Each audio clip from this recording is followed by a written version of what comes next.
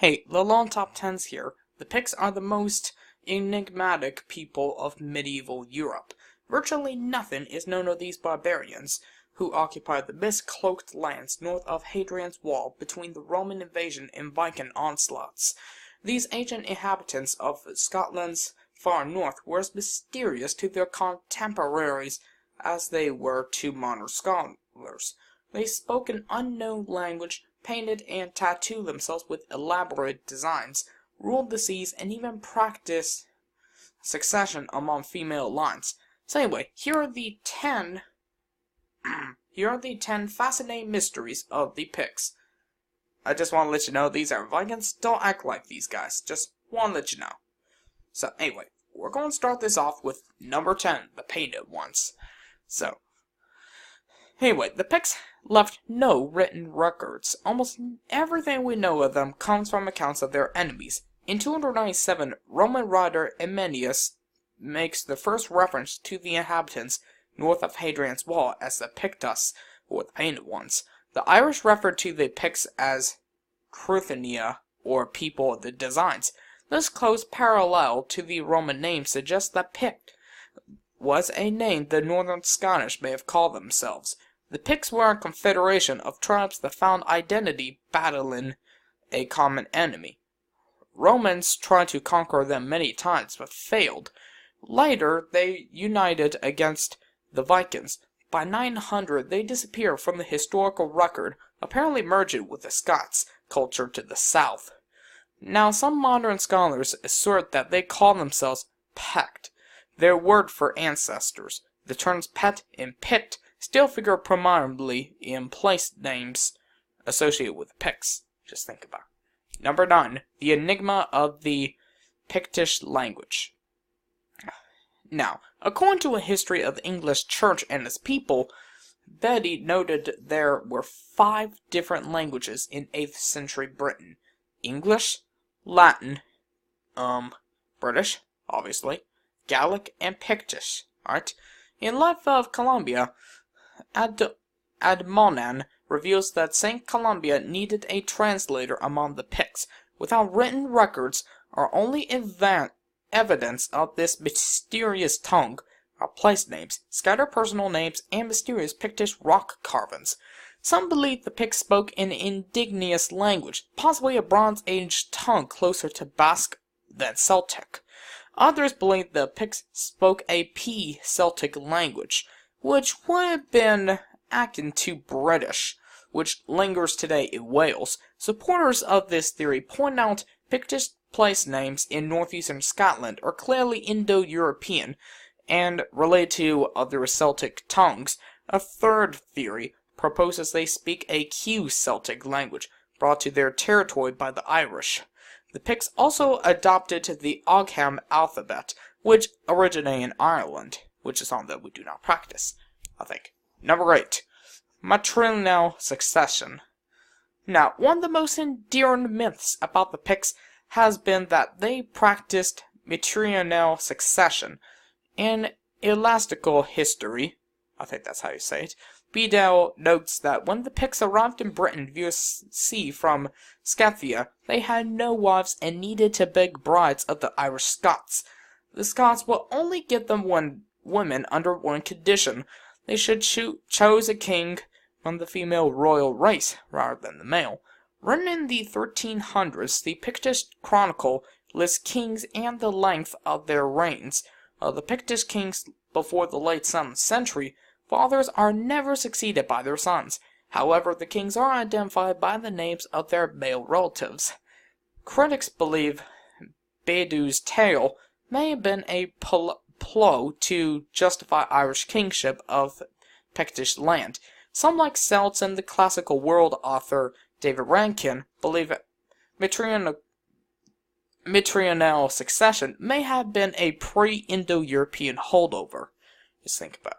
Number 7. Face of a Pictish murder victim. Alright, last week, researchers at Dundee University released a facial reconstruction of a Pictish man who had been savagely slaughtered 1400 years ago.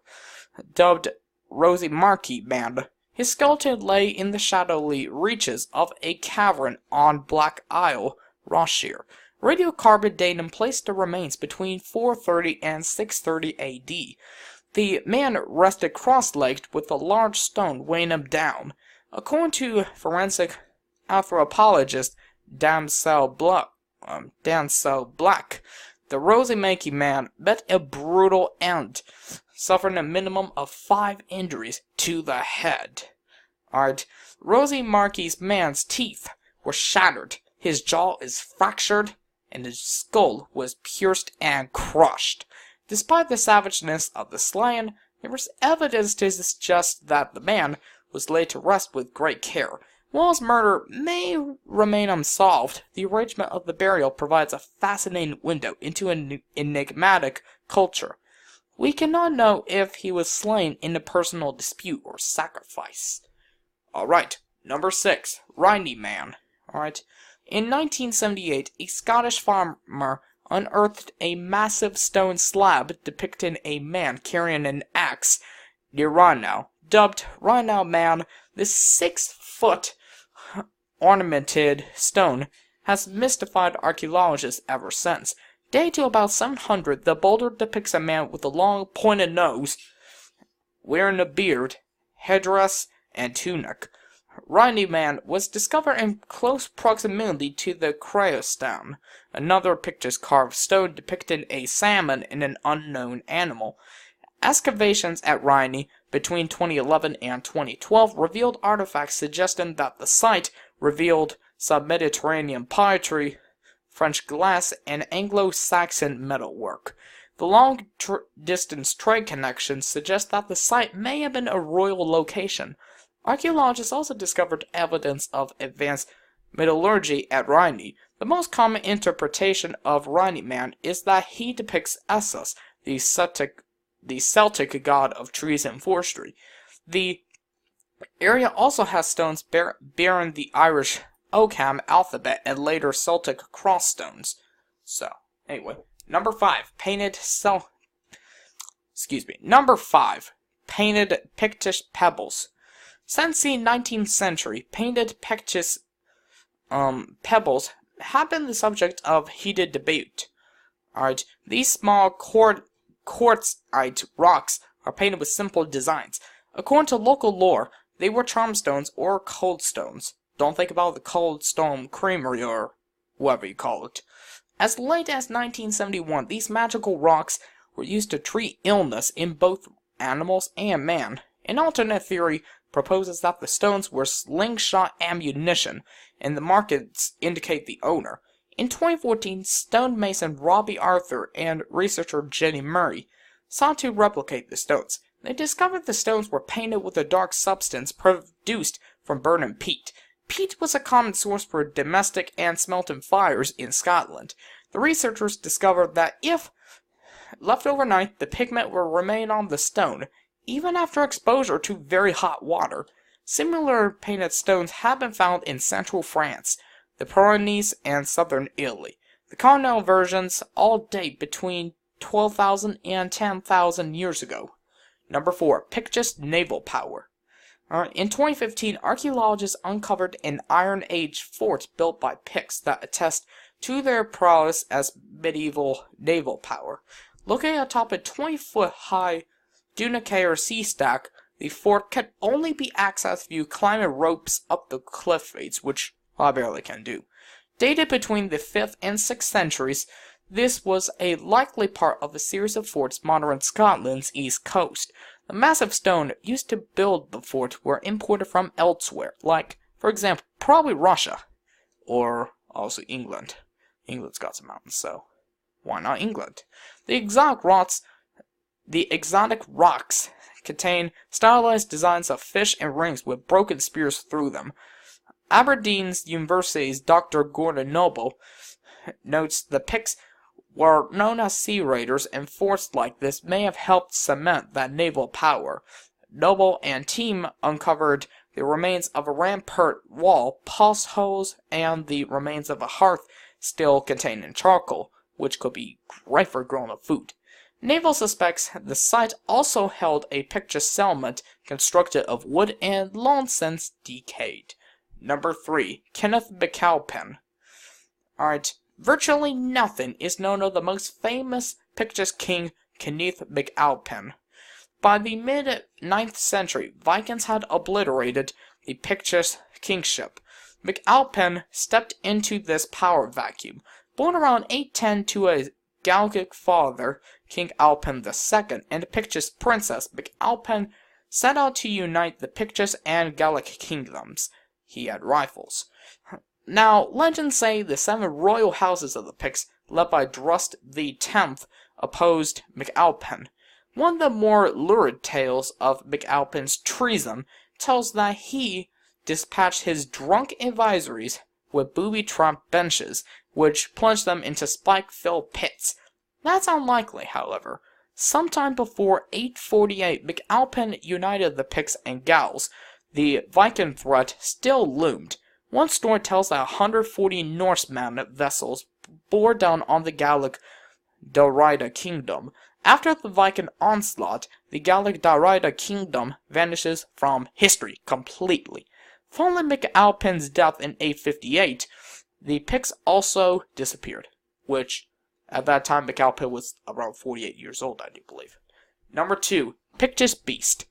Alright, in 2011, archaeologists discovered a mysterious Picts beast carved into the wall of a farm on Black Isle, dated between the 5th and 7th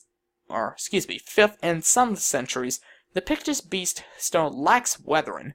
Researcher Kate McCalla believes this might mean that it was housed inside or buried before being placed in its current location. Early medieval sculpture expert Isabel Henderson ultimately stumbled upon the carving, which contains a crescent, calm, and mirror in addition to the enigmatic animal.